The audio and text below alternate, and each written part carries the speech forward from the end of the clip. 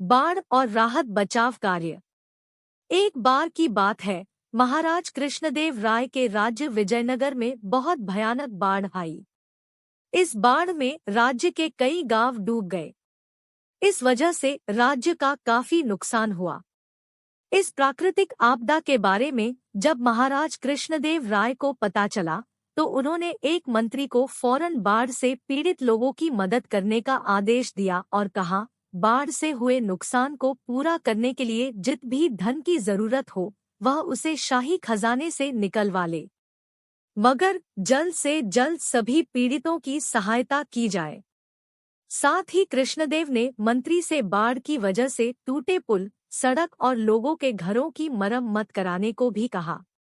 महाराज का आदेश पाकर मंत्री ने शाही खजाने से ढेर सारा धन निकाला और लंबे समय के लिए गायब हो गया।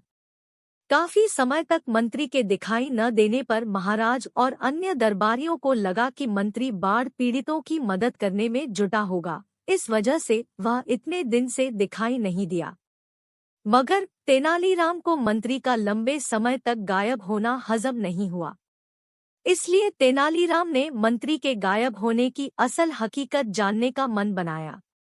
इसके बाद से तेनालीराम रोज की तरह दिन में दरबार पहुंचता और रात को राज्य में शामिल सभी गांवों में घूमकर किए गए राहत कार्य का मुआयना करता।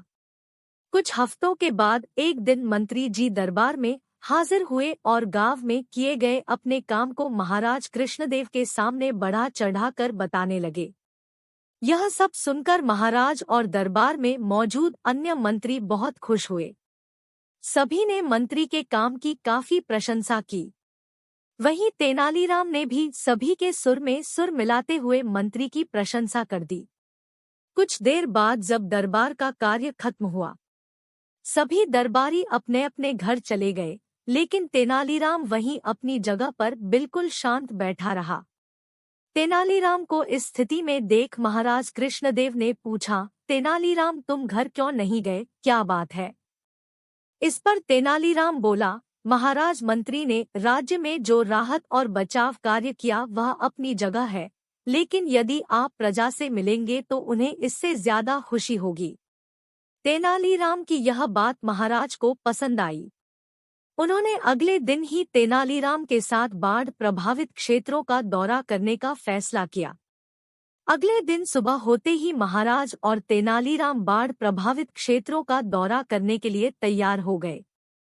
दोनों ने अपने अपने घोड़े की सवारी की और आगे बढ़ने लगे। कुछ दूरी पर महाराज रुक गए और चौंककर तेनालीराम से पूछा, ये शाही बाग में लगे सुंदर पेड़ और फलदार वृक्ष कहाँ गए? तेनाली ने कटाक्ष करते हुए कहा, हो सकता है महाराज यह पेड़ बाढ़ के साथ बह गए हो।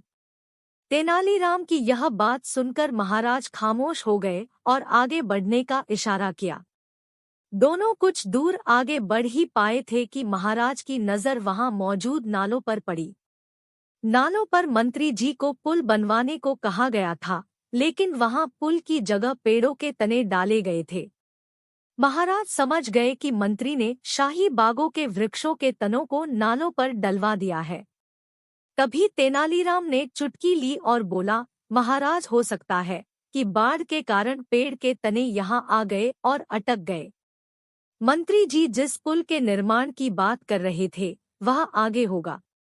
इस पर भी महाराज कुछ नहीं बोले और आगे बढ़कर एक गांव में पहुंचे। गांव में चारों ओर बाढ़ का पानी भरा हुआ था। वहां मौजूद लोग बाढ़ के कारण बेहाल थे। कुछ लोगों ने जान बचाने के लिए अपने घरों पर पड़ी खपरेल पर चढ़े हुए थे, तो कुछ पेड़ों पर रह रहे थे। यह नजारा देख तेनालीराम बोला, देखिए महाराज, मंत्री ने इन लोगों को पेड़ों और घर की छतों पर चढ़ा दिया है, ताकि भविष्य में भी इन्हें बाढ़ से कोई नुकसान न पहुंचे। अब महाराज कृष्णदेव राय के सब्र का बांध टूट गया और वह गुस्से से तिलमिला उठे। बिना देर किए वह वापस अपने महल आए और उस मंत्री को दरबार में हाजिर होने का संदेश भिजवा दिया। मंत्री डरते डरते दरबार पहुंचा। उसे देख महाराज का गुस्सा फूट पड़ा।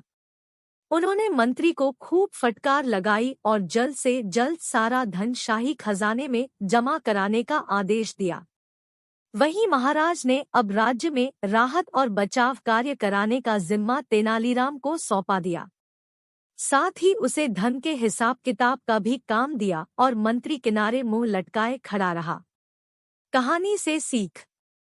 बच्चों, इस कहानी से हमें यह सीख मिलती है कि जब कोई आप पर भरोसा करके कोई बड़ी जिम्मेदारी दे तो आप पूरी ईमानदारी और निष्ठा से उस काम को करें, ताकि उसका विश्वास आप पर हमेशा बना रहे।